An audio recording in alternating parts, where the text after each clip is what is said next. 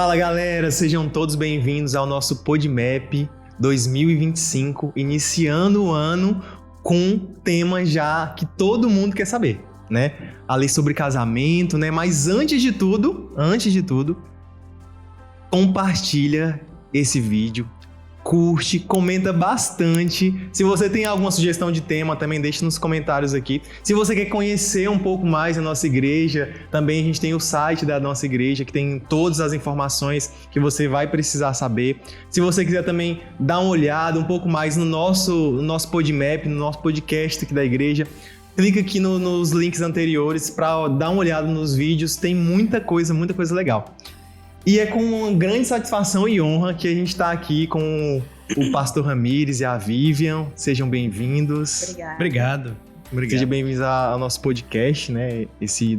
Eu acho que não é nem mais novo projeto, já tem um certo tempo, né? É verdade. Então vocês podem se apresentar para quem não conhece vocês. Acho difícil alguém da igreja não conhecer você, né? Mas tem muita gente nova. A gente está voltando agora.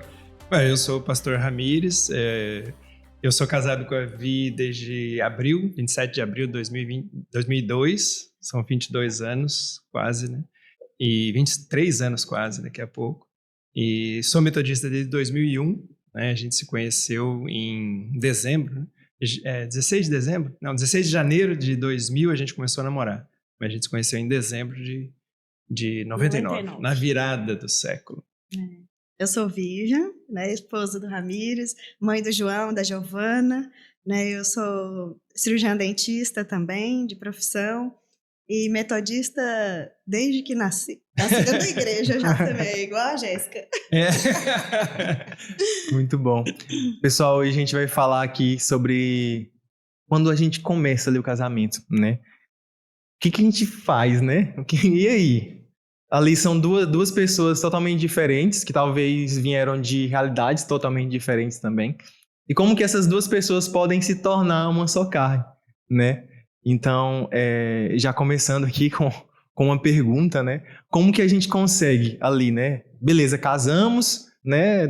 Tudo lindo, a festa foi linda, mas aí chega em casa, beleza, são duas realidades diferentes. Como que a gente consegue ali suprir, né? Lidar com essas expectativas que não foram atendidas? Isso é uma coisa importante, né? Uma das coisas que a gente comenta sempre é que casamento não é para menino, né? Não é para criança, não é para gente imatura demais. É lógico que a gente sempre vai amadurecendo no relacionamento cada vez mais, né? Mas a gente pensa assim, o ideal é que a pessoa chegue com um pouco mais de conhecimento, de maturidade no relacionamento, né? Para isso é bom um bom período de namoro. Durante o namoro, é um momento em que você conversa muito, né? Conhece um pouco, né? Pelo menos. Conhecer mesmo vai conhecer quando tá junto, né? Sobre o mesmo teto. Deixou pai e mãe. A Bíblia se uniu, diz. que é o que a Bíblia fala, né? A gente tem essa realidade de viver conforme a palavra de Deus, né? Então, assim, a gente que já abraçou, né, o Evangelho, e conhece a palavra, então assim, a palavra de Deus já dá algumas bases, né, pra gente. Uma delas é deixar pai e mãe. Então, a partir desse momento, não é meu pai e minha mãe viram meus familiares, né, não é mais família. A partir desse momento que a gente casa, a família passa a ser eu e o Ramires, né, e depois o João e a Giovana. Mas as expectativas, eu acho que muitas delas devem ser já resolvidas no namoro. Né? Então, assim, a gente entra no casamento, sim, com algumas expectativas que vão ser frustradas, outras vão ser até melhores, né, do que a gente pensou que fosse, mas o fato da gente se conhecer, né? Tem um ditado popular aí que diz que, como é que é? Os opostos se atraem, né? Eu acho que é mais ou menos. Funciona talvez só na hora do namoro, na paixão, né? Mas depois ele vai embora, isso aí. Os opostos são bons em algumas coisas, né? E naturalmente vai acontecer, porque as pessoas são muito diferentes. Mas grande parte das expectativas não, das coisas que a gente gosta tem que ser em comum, né? Porque vai ser um companheirismo o resto da vida. Você está escolhendo a pessoa que vai viver o resto da vida. Por isso que eu falo assim, que é a primeira decisão, eu acho, que a gente toma na vida mais importante é quem é o nosso marido ou a nossa esposa, né? É a mais importante. É uma parceria pro resto da vida, né? É uma Então, pessoa se que não vai tem- estar contigo o tempo inteiro. Se não tem coisas em comum, né? Grande parte, acho que tem que ser em comum. Fica complicado. Fica complicado. Eu acho que já temos um filtro aí, pessoal, hein? Então, fiquem espertos aí. E é interessante porque, assim, vocês falaram de família, né? E quando a gente inicia um relacionamento, muitas vezes a família quer dar ali uma opinião. Ah, mas eu não foi assim. Comigo, com a sua mãe, não foi assim. Né? Os amigos também, alguns amigos, talvez já são casados, né? Querem dar alguma opinião, né? E quem sabe é realmente quem tá vivendo aquela situação. Sim. E como que vocês acham que os novos ali, recém-casados, eles podem se lidar com essas situações, né? Da interferência de amigos, de familiares. Isso é muito importante, tá combinado entre o casal, né? Bem antes até de chegar ao momento de casar, mas a partir do momento que casou, tem que ficar bem acertado entre eles como é que eles vão se defender, porque as pessoas são diferentes, os pais são diferentes uns dos outros, muitas vezes os pais querem defender os próprios filhos, né? Existe muito isso, os pais querem determinar para os filhos, às vezes muito cegamente, às vezes violentamente, às vezes atrapalhando o dia a dia do casal, né? Lá na frente. Então, no nosso caso, a gente chegou numa definição bem clara. No que diz respeito à minha família, quem tem que falar sou eu. No que diz respeito à família dela, quem tem que falar é ela. Pra gente não brigar, porque se eu vou lá e brigo com os parentes da família dela, cria um estágio estranho, né? Cria um clima ruim. A mesma coisa ao contrário. Então, ela tem que saber que eu estou protegendo, ela tem que saber que eu a protejo o tempo todo, eu tenho que saber que ela me respeita também nas minhas decisões, mas todos os outros parentes, né? São parentes, família de origem, né? A nossa família de origem tem que saber, olha, daqui para frente é um só corpo aqui. Aqui é uma entidade só, nós somos um casal. Exatamente. Então a gente tem o mesmo objetivo, a gente sabe o que a gente quer. A gente não toma decisão sozinho. Isso. Né? Então a gente tem que estar sempre concordando. Então, assim, às vezes a família vem e fala, vamos fazer, a gente vai ter uma reunião tal dia. Aí, assim, eu não posso falar, tá, eu vou. Eu não sou mais sozinha. Tá marcado que nós vamos. Eu vou ver com o Ramires. E ele vai ver comigo, né? Então, assim, nós dois vamos decidir se a gente estará ou não, né? Tem que ver os compromissos que cada um tem, né, e tal. Exatamente. Aí falando sobre a expectativa, né? Você me falou da expectativa na outra pergunta, eu me lembrei. Isso tem a ver também sobre as emoções, né? Porque flui muita emoção entre um lado e outro, né? Das famílias. E às vezes você tem parentes que gostam mais de um, ou gostam menos de outro, ou tem uma afinidade maior com um com o outro, né? Mas isso não pode interferir no relacionamento, né? Porque a gente vê em casais em que a mãe, por exemplo, vai dentro da casa da pessoa e fala, não, eu quero mudar isso aqui não tá bom. Puxa, por que não tá bagunçada essa louça em cima da pia? Vou lavar para vocês. Essa camisa do meu filho não tá bem passada, vou passar. Já deu ruim. Já criou um estresse ali. Que caos, hein? Criou um caos ali. Isso dentro das expectativas também tem que ser colocado, né? E eu tô falando de expectativa, eu tô lembrando de como foi no nosso namoro, né? A gente namorou à distância, ela morava em São Paulo, eu morava aqui, e a gente conversava muito pelo telefone. Naquela época, século passado, não tinha celular. Era no orelhão. Era na base do orelhão. Já não era mais ficha, era cartão. Mas eu sentava, não tinha telefone fixo em casa, né? Aí eu sentava no orelhão, levava uma cadeira de macarrão, colocava embaixo do orelhão, sentava no orelhão, colocava uma ficha, já tinha uma segunda na manga, e ligava para ela. Era ficha. Cartão, né?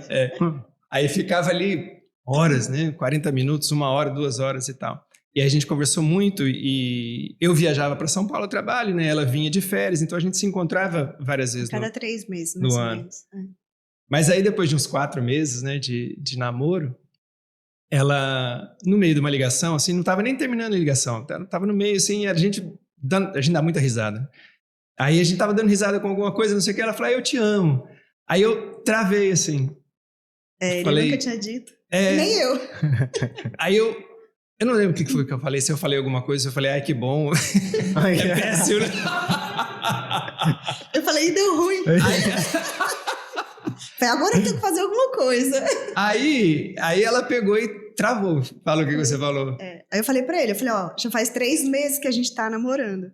Eu tenho certeza do que eu sinto. Se você não tem, então a gente tem que parar por aqui. Rapaz, ó. Não, mas... Aí eu vou te dar uns 5 minutos aí pra você pensar e decidir. Se você me ligar de volta, a gente continua. Senão, você nem me liga mais. Desliguei o telefone. E desligou. Aí ela desligou e tava chovendo. Tava chovendo, assim, eu debaixo daquele orelhão. Aí eu saí debaixo do orelhão, assim. Cara, o que tá acontecendo? E dentro desse negócio pegando fogo dentro de mim, assim, que eu não sabia o que dizer. Porque é interessante isso, né? Eu sei lá, passei algumas experiências ruins, então eu achava que eu só ia falar eu te amo na hora que estiver casando, sei lá. Era um negócio estranho na minha cabeça. Eu sei que fiquei, né, pegando um fogo ali, assim... E pensando, eu vou perder essa mulher, meu Deus, eu não posso perder essa mulher e tal. E aí eu vai pra lá, vem pra cá, o que eu faço? Não sei o que, catei o telefone, liguei pra ela. Falei, eu te amo, não posso te perder de jeito nenhum, você é a mulher da minha vida. É claro que eu te amo, né? É claro que eu te amo. Na hora que desligou, eu falei, meu Deus, o que eu fiz? Agora vai o racha. Ela foi muito bruta na hora, mas enquanto eu tava desesperado aqui... Eu fiquei também, né? Eu falei, meu Deus, e agora? Será que é isso mesmo, né? Mas eu tinha certeza já, né, do que eu sentia. Então, essa correspondência no relacionamento é muito importante. Porque eu vejo, às vezes, que existem pessoas assim, que tem uma diferença muito grande. Um se doa muito, sabe? O outro não se doa nada. E aí isso daí também não é bom, né? Eu acho que tem que haver um equilíbrio ali das emoções, né? E quando não há... eu acho que é difícil prosseguir também. Então, eu sempre busquei isso dentro do nosso relacionamento, né? Que houvesse essa igualdade aí de sentimentos. Acho que isso é muito da correspondência, né? Você se doa muito, né? E você espera também ali em troca, né? Exatamente. Você falou eu te amo, né? Aí, e cadê o meu te amo, né? Cadê o eu te amo também? E para muitas pessoas é fácil falar eu te amo, mas naquela época eu falava assim, cara, falar eu te amo é uma coisa muito séria, né? Você não pode falar eu te amo de qualquer jeito assim. E tem também que você não tinha muito isso, né? De falar já de família, né? Das experiências anteriores e tal. Então, existe esse bloqueio aí. Para ele, eu vi que foi muito difícil. Dentro das expectativas não atendidas, né, ou frustradas, uma das coisas foi essa, no começo do nosso casamento. Às vezes a gente tinha qualquer rusgazinha, alguma besteira e tal, e eu ficava com aquilo e remoendo aquilo, e eu ia resolver aquilo em 2, 3 dias na minha cabeça. Eu entrava na minha caverna do urso lá e tá tudo certo. Tratava ela bem, educadamente, não tava Não, ficava bravo, calado, assim, mas eu mudo. ficava calado.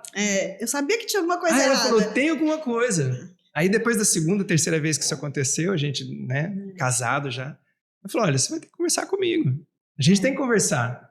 Eu tenho que saber o que te incomoda, né? Porque se você não fala, o que eu fiz para deixar você desse jeito, eu vou continuar fazendo. Então, assim, a gente tem que ajustar essas coisas. Então, assim, a comunicação no início do casamento é muito importante. Não só no início, né? Até hoje. Sempre, né? Até hoje. Então, assim, a gente vai aprendendo, né? Eu falo assim, que quando a gente casa, a gente põe a aliança e a partir daquele minuto ali, a gente passa a ser marido e mulher, né? Só que a gente vai começar a aprender o que é ser marido e mulher. A gente não sabe. Né? Igual ser pai, quando nasce a criança que você vai ver como é que é. Realmente. Então a gente vai, com o dia a dia que a gente vai aprendendo. E essas expectativas, se elas não tiverem muita comunicação, elas vão sempre ser frustradas, sempre. E para a gente aprender, a gente tem que dizer o que gosta, o que não gosta. Né? Então, assim, você fez isso e eu achei ruim. Então, assim, às vezes não é nem o jeito, não é nem o que a pessoa falou, é a forma. Sim, né? Então, muitas assim, vezes. às vezes a forma como a gente fala é uma forma bruta, né? Então, assim, o outro já leu o que eu falei de outra forma. Não foi aquilo que eu quis dizer. Mas a gente vai adaptando isso, né? Ao caminhar, né? E a gente aprende também, a gente descobriu isso, né? Nós descobrimos da forma mais intensa possível, né? Que o que destrói o casamento são as pequenas raposinhas, né? Como Salomão falou em Cantares. Pequenas raposinhas, pequenas coisinhas que vão acontecendo que você vai deixando amontoar. Aquilo cresce de um jeito e que acaba estragando, né, um relacionamento. As coisas grandes não destroem casamento. Então, por exemplo, o cara cair de parapente e ficar todo quase morto lá... Isso não acabou com o nosso casamento, pelo contrário, né? Fortaleceu, porque eu vi uma faceta dela que eu não conhecia. E ela viu uma faceta minha que eu não conhecia. Eu estava totalmente fragilizado, né? E antes desse acidente, já teve um outro acidente que eu caí de moto e quebrei a clavícula. E ela foi me dar banho no primeiro dia. E assim, tava o osso quebrado, sangue, que assim e tal. E ela foi, Horrível, inchado. Nossa, que eu vi aquele negócio. Ah, meu Deus. ela foi me dar banho, porque eu não tinha condição, o braço não mexia, né? Então ela me via tremendo de dor ali, assim, calado, mas ela, né, sentindo essa dificuldade, né? Mas mesmo assim ela foi firme até o fim. Então, ontem até aconteceu uma situação na casa do seu Belmiro, lá tava arrumando uma coisa, e o rapaz que estava arrumando lá falou: você é bruta, você tá de parabéns, hein? Não é? Firme, né? Não sabe o que eu passei, né? Foi trocar uma torneira. Foi trocar uma torneira lá, mas a torneira demorou 2 horas. Mas o fato é assim, que essas coisas grandes, né? O problema que o João teve quando ele era criança, né? Esse acidente, outras situações, né? O problema de depressão que eu tive recente. Essas coisas fazem o casamento fortalecer, entendeu? A gente, se o casamento é bom, ele fortalece. Filho não destrói casamento. Tem gente que fala assim, não vou ter filho porque vai acabar esse, né, momento legal que a gente tem aqui e tal. Porque a gente viaja, porque a gente tem dinheiro, porque a gente faz isso e aquilo. Cara, o filho só fortalece o casamento. Desde que o casamento seja bom. E haja comunicação. Haja comunicação. Acho que a chave é essa, né? A comunicação. Inclusive, eu peguei a palavra e lembrei de uma... Enquanto ela estava falando sobre essa questão da comunicação, né, de estar alinhado, Amós fala assim, andarão 2 juntos se não houver entre eles acordo, mas em Coríntios fala assim, não vos ponhais em julgo desigual. E a gente, na igreja, a gente entende o julgo desigual na parte espiritual. E tá certo, nesse contexto que Paulo fala em 2 Coríntios, é o contexto de você ter a mesma fé, né? Os dois têm que ter a mesma fé. Mas existem várias formas de ter um julgo desigual. Para quem... A gente tá, como você falou, a gente fala na internet, não é só para os membros da igreja metodista, né? Mas talvez outras pessoas vão ver. Vou fazer um breve parênteses aqui para explicar o que é o julgo desigual. Nas analogias na Bíblia, né? Ela sempre faz uma analogia com o mundo rural, né? Da roça, ou do plantio, ou da pecuária e tal. E dentro da mistura do plantio com pecuária, quando se plantava e a família tinha posses, tinha animais que ajudavam a fazer o plantio. Então eram 2 animais, uma junta de bois, eram 2 bois e uma tramela no pescoço. Que aí ele ia fazendo a força e a pessoa ia plantando atrás. Só que o que é o julgo desigual? É você ter um boi de um lado e um carneiro do outro. Você tem um boi de um lado e uma girafa do outro. Então a altura do jugo que vai estar entre eles vai estar diferente. Então a força vai ser diferente de um dos outros, a velocidade vai ser diferente, então os dois vão se machucar. Um vai machucar por um lado, o outro vai machucar por outra situação. E o julgo desigual, ele faz isso, ele faz os dois se machucarem. E existem vários tipos de julgo desigual que atrapalham o casamento. Por exemplo, quando a gente começou a namorar, a gente percebeu que a gente tinha histórias de vida muito parecidas. Nós nascemos no interior de São Paulo, eu nasci no interior de São Paulo, ela nasceu na capital, mas ela foi criada no Pará, eu fui criado no Mato Grosso, nossa família classe média, né? E o pai dela mexia com fazenda, meu pai mexia com fazenda, a mãe dela era do lar, minha mãe foi diretora de escola, mas também do lar durante muito tempo. Sua mãe é professora, verdade, perdão. Me alfabetizou. Te alfabetizou, tem até o colégio lá em Santana com o nome dela. Mas assim, as coisas eram muito parecidas. E aí a gente viu que tinha mais julgo igual do que desigual, né? A gente pensava em coisas iguais. E tinha um histórico igual, né? Aí esse negócio durante o período do namoro também, que a gente lima um pouco das expectativas, é porque a gente gosta das mesmas coisas. Gostamos do mesmo tipo de filme, gostamos do mesmo tipo de música, gostamos de fazer as mesmas coisas inclusive durante o namoro, a gente maratonava Friends. Quem gosta de Friends, Nossa, a gente ficava o final de semana inteiro assistindo. A gente ficava horas ali e dando muita risada, né? Aliás, uma das coisas que a gente não pode deixar de falar é isso. Se você quer, né? Vocês dois querem que o relacionamento dê certo, tem que ter muito bom humor. O homem que sabe fazer a mulher rir, ele tem ela para sempre. E às vezes até na hora de uma discussão, é lógico que nem sempre cabe, mas às vezes a gente consegue quebrar uma tensão dando risada, né? Muito. A gente faz muito isso. A gente faz muito isso. Às vezes ele tá bravo, eu chego com uma piadinha assim, dou uma quebrada. Eu acho que nesse ponto, assim, de conflito, né? De brigas, né? Porque, assim, o casamento não é só flores, todo mundo sabe disso. Sim, pois é. E E talvez ali na primeira discussão, no primeiro desacordo, né? Quando a pessoa tá ali recém-casada, primeiro mês, segundo mês, terceiro mês, tudo ok. E aí tem um desacordo, tem um conflito, né? E muitas vezes a gente não sabe o que fazer, né? Porque até então era só flores, né? Talvez o namoro foi muito bom, foi tudo maravilha, né? Só que tem esse primeiro conflito. O que vocês falariam para vocês recém-casados hoje, em um primeiro conflito, e como tratar esses conflitos durante ali o relacionamento, durante o casamento? Hoje eu vejo assim, que a igreja, aqui a nossa realidade, é uma realidade de discipulado, né? Eu vejo o discipulado entrando com força total nessa hora aí. Sim, muito. Então, assim, é uma hora, é alguém que você tem, que você pode contar, né? Que é uma pessoa da sua confiança. Então, assim, os problemas conjugais, a gente não abre para todo mundo, né? O ideal é que não, porque você acaba expondo o seu parceiro, né? E a gente tem que ter esse cuidado de proteção, né? Mas o discipulado é o lugar seguro, né? Isso é o que a gente crê, que é o lugar da gente resolver os problemas com a ajuda de alguém, né? Mas existe também, em alguns momentos, o pastor, né? A figura do pastor, no nosso caso, pastor Iagi, né? Pastor Everson e a Gisele, que são pessoas casadas há muito tempo, que têm experiência. Então, assim, na hora de um conselho, dependendo do nível da discussão ou do desentendimento, né? O pastor é a pessoa indicada para... Eu acredito nisso, né? Para aconselhar. Então, assim, eu acho que triste é a pessoa que não tem um pastor na vida dela. É muito triste. Porque o pastor é aquele que vai apacentar, que vai conduzir você de volta para o lugar seguro, né? Que a gente, infelizmente, ovelha meio cabeçuda, né? Então, às vezes, dá umas fugidas. E aí, é muito triste, eu acho, essa vida sem um pastor. O discipulado acaba sendo também, né? Um pouquinho pastorado, né?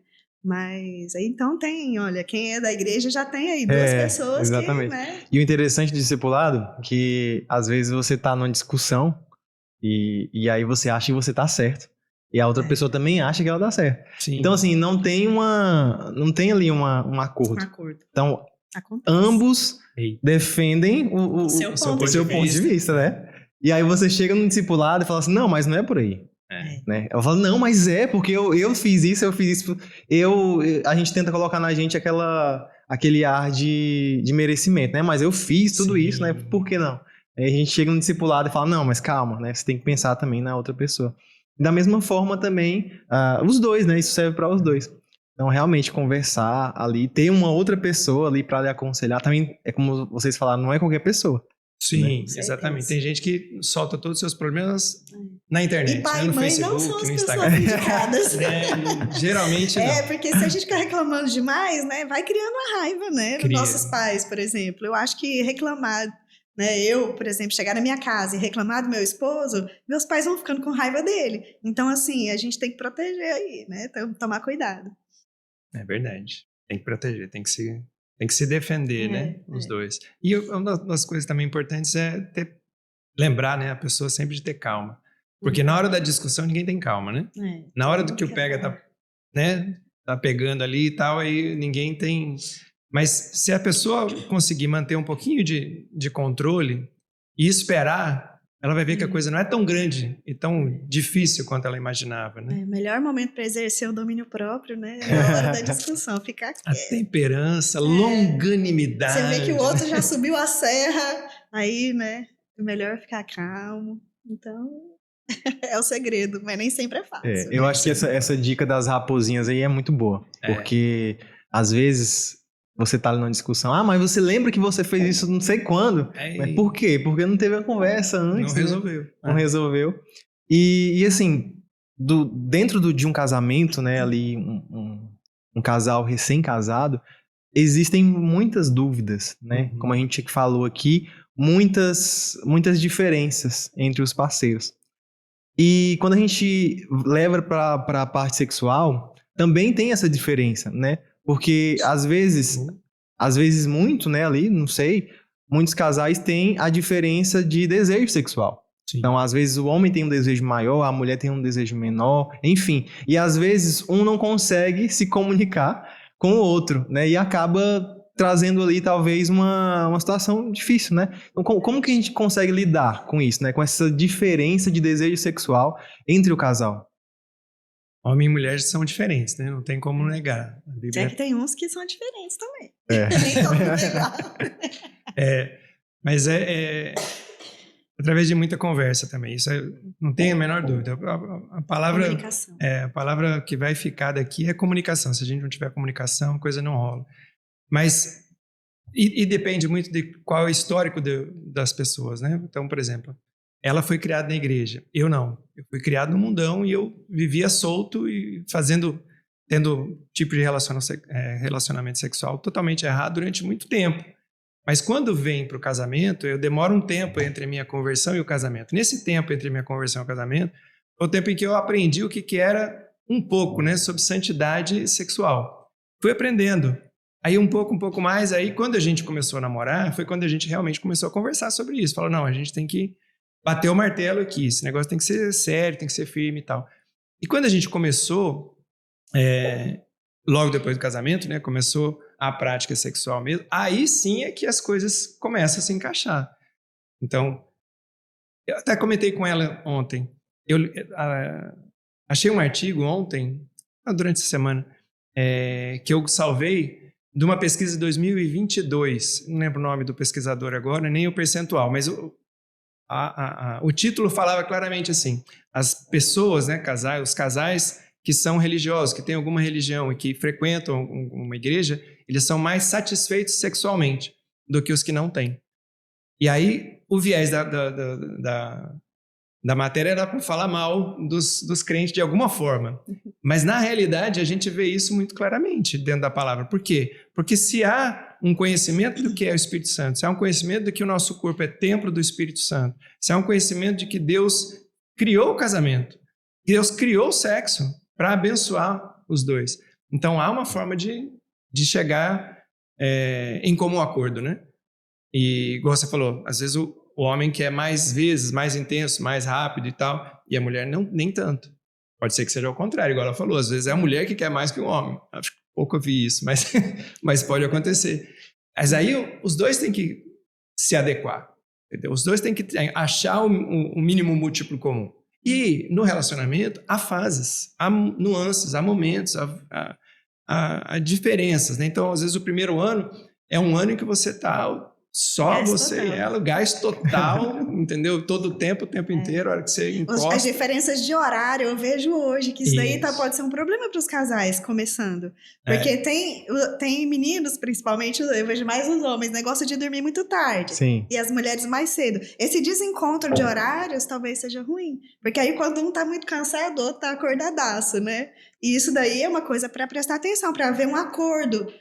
Vai, vamos combinar, né? Qual é o melhor para você? Porque, assim, não sei se é hormonal, mas as mulheres há uma oscilação. Se a gente tá muito cansado, é difícil.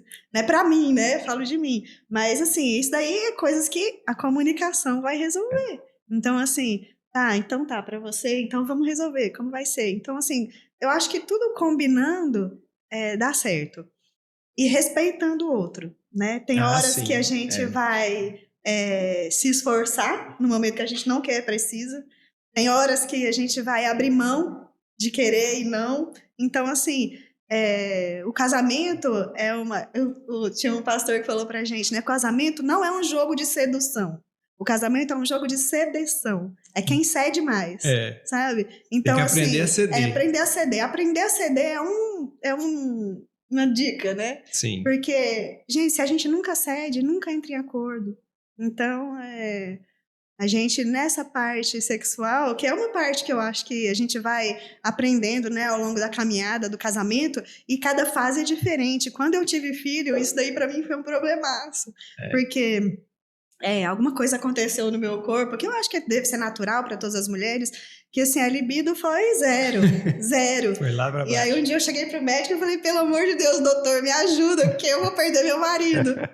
Gente, era terrível. Então assim, ele falou, não, fica calma que vai dar certo e tal. Então assim, aí começou a modular alguns hormônios e tal, e aí isso daí melhorou. Então assim, na vida do casal vão ter momentos muito bons e momentos difíceis. Então, o que é importante é a comunicação, né? E essa cederção, né? O ceder, né? O ajudar, o pensar, né? A palavra de Deus também diz que a partir do que a gente é um casal, o meu corpo não é meu, é do meu parceiro, né? E o corpo do meu parceiro não é dele, é meu. Então, assim, eu sou propriedade agora, né? É meio esquisito a gente pensar isso, né? É estranho, né? É esquisito, mas é bíblico, né? Então, né, as coisas de Deus são lógico meio que também inversas, sem abuso, né? A palavra de Deus também tem que ter respeito. Igual a gente começou falando sobre isso. Eu tenho que respeitar a forma dela, ela tem que respeitar a minha forma também. Não pode ter violência também. Sim, né? Quando tem violência, isso não tem nada a ver com Bíblia, nem com relacionamento saudável. Né? Nada saudável. Nada saudável, não. Muito bom. É muito bom, sabe, conversar sobre isso. Às vezes, pessoas, né, a gente, às vezes tem essas dúvidas, né? Eu não sou tão recém-casado, mas 2 anos de casado é pouco, né? Visto vocês, tem novinho, tanto tempo. Né? Então, assim, a gente tem essas dúvidas. É normal, é natural. Verdade. Né? E algumas pessoas, né, também mandaram algumas perguntas lá na caixinha do Instagram, né? Então a gente separou aqui algumas perguntas aqui para fazer para vocês, tá? Eu não vou falar o nome de quem perguntou, porque algumas perguntas são polêmicas. Ixi. Mas então vamos lá. Fala, você conta um santo.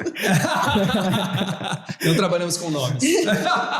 Exatamente. Mas vamos lá. A primeira pergunta é: o que um homem ou a mulher precisa ser para ser um bom parceiro?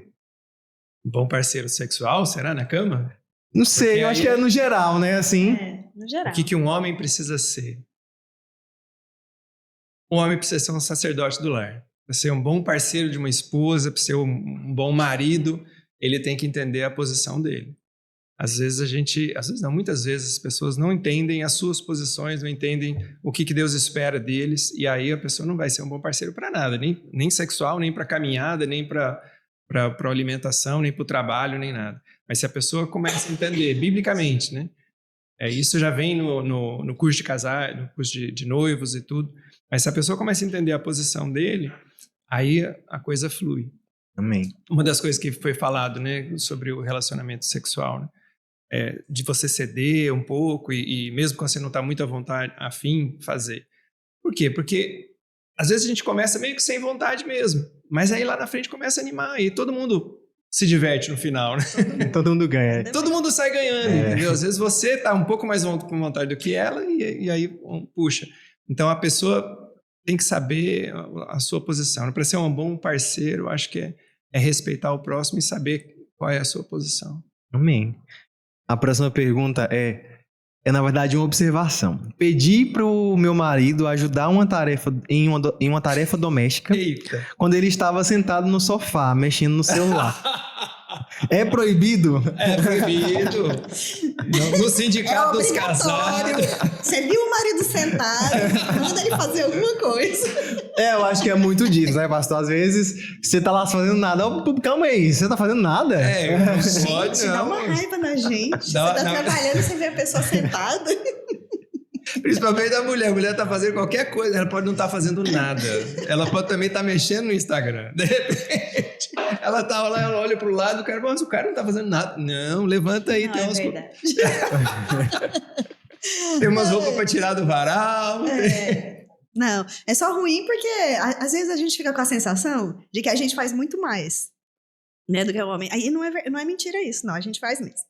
Mas tem que ser um pouquinho mais igual, né? Acho que é por isso que a mulher fica tão incomodada de ver o homem sentado. Porque aí tem tanta coisa pra fazer e às vezes ela tá fazendo e ele tem aquele momento ali. Mas o importante tenha também. Senta lá também, vai ler outra coisa. Às vezes eu faço isso, né? Nem sempre eu consigo. Às vezes eu tenho que tirar ele do conforto dele. Mas na maioria das vezes a gente pode também ter esse tempo, né? E não ficar também só cobrando, né? Conversando. Que se entende. Muito bom. Eu acho que é a chave, né, gente? Conversar é a chave. Quase todas as perguntas, quase todas as respostas É a conversa, é o diálogo. Comunicação. Né? A próxima pergunta aqui. Minha esposa reclama que eu não faço nada. Mas, quando eu limpo, ela reclama dizendo que não está do jeito que ela quer. O que fazer? Eita, aí complica, hein? Nossa. Às vezes eu deixo ficar um pouquinho mal feito. Ela Mas prefere ele deixar mal faz, feito, ela prefere. Eu fico assim, não, o que mais me incomoda é a demora, assim, né? Que ele é muito meticuloso, ele é todo assim, sabe? Tudo tem que ficar perfeitinho. E eu sou um trator, né? Eu chego, vou fazendo. E aí eu tenho que ter paciência. Então, assim, mas isso daí também é conhecer o outro, é entender, né? Ele é mais lento um pouco, não é que é lento. Eu falei errado. É assim, né? De fazer, ele é todo perfeccionista. Tanto é que eu sei, se eu quero uma coisa que seja feita rápida e que não me importo tanto, feito mais ou menos, eu não peço pra ele. Porque senão eu vou passar raiva. Porque eu sei que ele não dá conta de fazer as coisas mais ou menos, né? Mas deixar o outro também ser, né? Do jeito que ele é. A gente, às vezes, casou com aquela pessoa e a gente quer transformar ela em outra pessoa. Pois é. Né? E isso daí é ruim também. Eu tive uma pessoa que trabalhou comigo durante muito tempo e no trabalho eu via que, às vezes, em alguns momentos, eu via que ela ficava irritada, sabe? Comigo. E eu nunca entendia. Aí eu ia atrás, tal, perguntava, e ela não falava. E às vezes o mau humor dela comigo demorava uns 3, 4 dias. Eu falei, gente, que coisa. Aí um dia eu cheguei pra ela e falei, assim, olha, isso daqui que eu vou te falar não é só para o seu trabalho. Isso aqui é pra sua vida, né? A gente tem que aprender a resolver os nossos problemas. Porque se a gente não resolve, a gente passa por cima, esse problema vai bater na nossa porta de novo. Vai. Então, assim, ou você diz pra mim o que eu fiz que te incomodou, ou então não fique brava comigo, né? Então, assim, porque se você faz isso dentro da sua casa, nenhum casamento seu vai dar certo.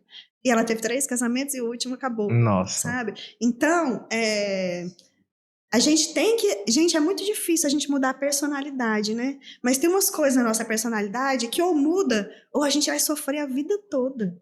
A vida toda. Porque é muito difícil. Eu acho que o mais difícil, né? Igual falam, né? Expulsar demônio a gente expulsa. Até tratar caráter e personalidade é muito difícil. E tem coisas na nossa personalidade que a gente identifica. Não é possível que a pessoa não percebe, né? Que complica. Então, assim, quando a gente casa, a gente tem que estar disposto a também mudar na gente o que precisa ser mudado. E não é fácil. Acho que mudar em nós é o pior. É o mais difícil. Porque você quer muito que a pessoa mude e seja do jeito que você quer. Mas aí, e quando chega na gente, né? Gente, tá muito boa a conversa, mas teremos que encerrar, né? E pra você aí, que gostou muito, assim como nós, a gente vai fazer um outro episódio também sobre casamento. Né? Hoje foi mais focado aí nos recém-casados, né? Acho que deu pra pegar muitas dicas aí. E você que já tem um casamento um pouco mais experiente ali, né? Fica aí pro próximo episódio, tá? No próximo episódio a gente se encontra novamente aí com outros 2 convidados muito especiais. Vai ser muito bom. Vai ser bom. Desde já eu quero agradecer aí a presença de vocês, pastor, Vivian, muito obrigado. Agradecer também aos meninos, né, aqui da produção, muito obrigado por todo esse cenário aqui, não seria possível sem vocês. E é isso, pessoal. Muito obrigado. Deus abençoe a vida de vocês. Deus abençoe também a vida de vocês que estão aí em casa. Um abraço e até a próxima. Até a próxima. Deus abençoe a todos.